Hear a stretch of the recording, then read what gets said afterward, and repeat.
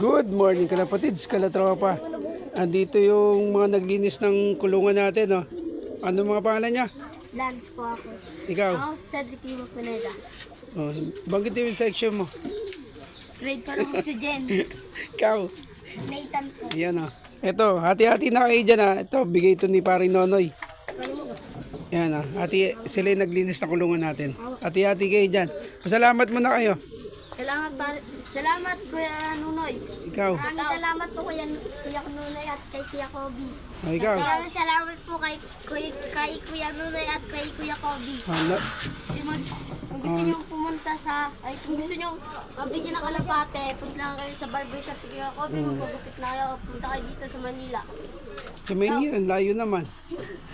Ayan, sila yung naglinis ng loft natin. Tapos meron sa atin donate kahapon. Kagabi, yan. Binigay na natin para hindi na natin papakainin. Ayan. Pag may donate ulit, bibigyan ko kayo mga latropa.